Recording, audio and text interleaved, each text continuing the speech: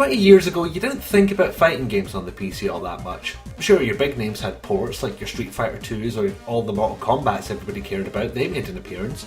But you could be forgiven for not noticing fighting games on the PC at all, you just didn't associate the two. So it's surprising that the humble wee IBM compatible would get an exclusive fighting game. I thought it might be the only one for its time, and my research came up with only a couple more from the MS-DOS era. Body Blows is a fairly famous example of that, and it was just atrocious to play on the keyboard. In fact, that last sentence might have been 5 words too long.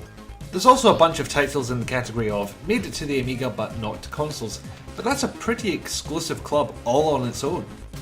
Well, as lovely as that first paragraph, which didn't talk about the game at all, was, let's change tack. This little game called One Must Fall 2097 was published by Epic MegaGames in 1994. You might have heard of this formerly shareware-based publishing company actually, because as they grew larger, their name got smaller and smaller until it looked something like this.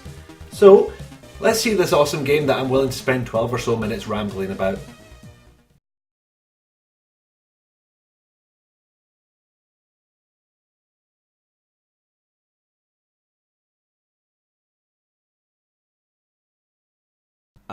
Yeah, okay, this would in fact be the beta that got put out a few years prior to the final version. Now, it had some promise, but it was a whale's arse away from being finished, and on top of that, there was clearly no need for yet another game where generic karate dudes shoot fireballs at each other, as much as that raid and teleport move that sets you up for a cheap throw might suggest. Also, down-to-back kick to shoot a standing fireball was a unique but questionable choice.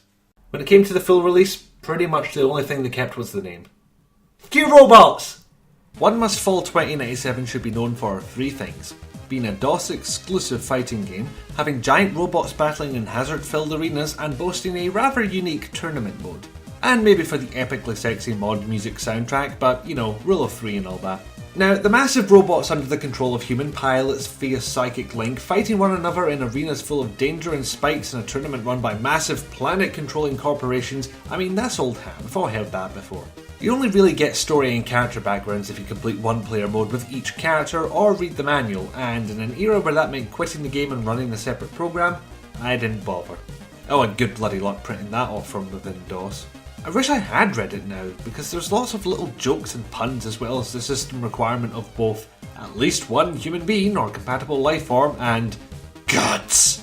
In terms of story fluff, there's actually more than you'd expect. Background info on the game's universe, character bios, histories of the different robot types, quotes from Adolf Hitler, it's all there. If you're trying to judge this as a fighting game, you're likely to come up short because the controls are pretty basic. You get one punch button, one kick button, and you move back to block. Pressing a direction changes up the attacks those buttons do, there's a stamina gauge that makes you dizzy if you take too many consecutive hits, and there's also special moves for each individual robot. I suppose that's another unique thing about this, you don't just pick a character, you pick a pilot and a robot. Pilots have power, agility and endurance stats, and robots have different attacks and special moves, so you can have numerous varied experiences of punching people right in the junk. Aside from the obvious, your choice of pilot also affects your robot's colours, and their agility stat determines how fast their idle animation plays, which is useful if you want to know how much slower or faster your opponent is than you. In universe, these massive metal mofos are actually called HARs, or human-assisted robots, but that just sounds dumb, so I'm calling them bots. You'll be happy to know I just saved you from about 10 or so kicking your HARs jokes.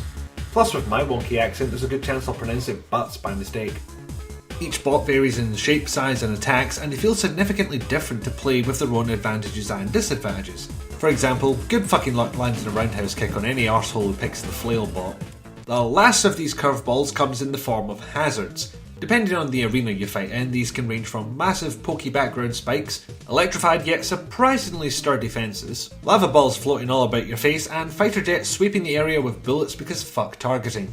It's a unique addition and more interesting than something like Dead or Alive's hidden minefields, but it is random which stage you get, which I imagine led to many two-player games ending in controller chokeouts. I'll give you a quick guide to these arenas. The massive spikes poke out from the background and stab you in the side if you're dumb enough to stay there too long. The electric fence is only a problem if you get knocked or thrown into it. Striking the floating lava ball shoves a firebolt right up your opponent's jacksie, and the fighter jets only hit certain areas at a time and miss you entirely if you're in the air. Their damage isn't massive, but since it's a lot of small hits, it's a good way to get stunned really fast. If you're desperate for a fair fight against a fellow human, pick this arena here. That way, the only hazard is the other big metal bastard in there with you. I realise I've probably painted this as a fairly average fighting game with some quirks. Could just be that the game ain't all that, but it's partially my fault as well, because I'm just not that big into fighting games. I'm one of those arseholes who plays Third Strike with one of these, or as I like to put it, one of those arseholes who can't afford an arcade stick. Here's what's going to happen. I'm reviewing this purely as a DOS game rather than a fighting game, which in retrospect I should have said right at the start. So instead of talking about one player mode, which is the rough equivalent to arcade mode, I'll mostly be covering the tournament mode. At first I wanted to describe it as having RPG elements, but that didn't seem right. It's closer to System Shock 2's maintenance and upgrade systems, and hopefully by the time that makes any sense you'll have forgotten I ever compared those two. What happens here is you create a character, choosing from a handful of awful portraits, and enter him or her in various tournaments around the world, and fight up your ladder until you reach the top and win the tournament for a big payday. It's a weird sort of tournament, given that losing fights only moves you back down the ladder instead of getting you kicked out, but hey, it's the future, they're crazy like that. And it's not like anyone's really getting killed. There's also the possibility that you'll receive a challenge from an unranked fighter mid-tournament. But in the 15 years that I've been playing this, it's happened twice.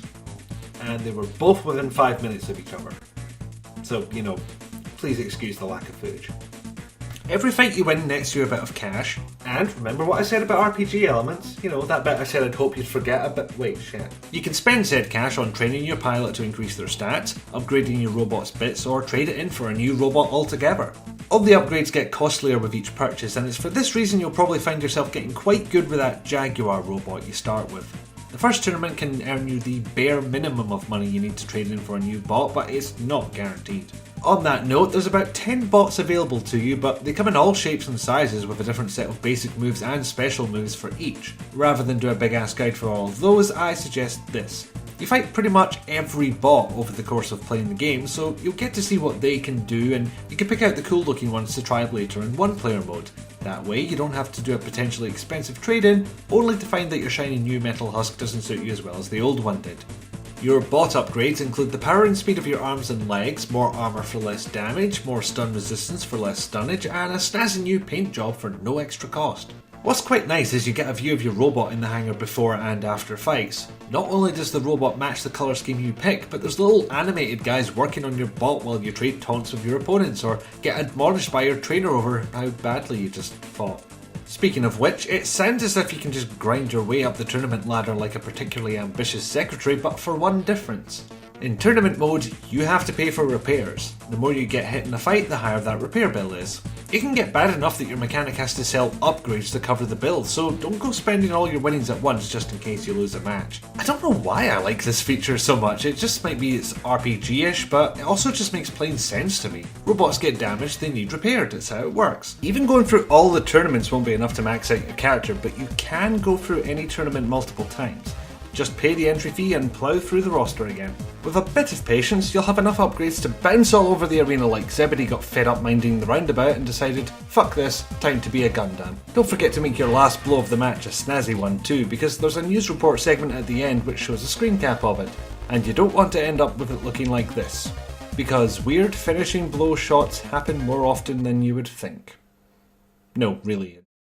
For all I bang on about my love of retro games, there's actually very few titles that I can go back and play any time. Maybe it's the responsibilities of being an adult, maybe it's the worry that reality won't match my nostalgia-tinted memories, maybe it's the fact that DOSBox drains my laptop battery like Henry the Hoover running a one-man whorehouse. But this is a definite exception. It could be the fact that you can just dip in, play one match, and dip back out again. Except that's not what happens. You dip in, you win a match, and you think, that was quite fun, I'll do another one. A couple of fights later you get a bit bored, but then you see how close you are to buying your next upgrade, so you do a couple more fights, and repeat until you go to bed at 4 AM and fall asleep and work the next day. Probably doesn't help that I have the main menu theme as an MP3, because that just reminds me that I want to play it again. In fact, I feel like I'm doing this review just to get the whole bloody thing out of my system. It's not gonna work. Here's the thing. I still don't know if this is a good fighting game or not. I'm pretty sure it's not a bad one. As for is it a good DOS game or not? Well, I've been playing it since I got my hands on the shareware version 15 years ago, and that accounts for more than half my lifetime.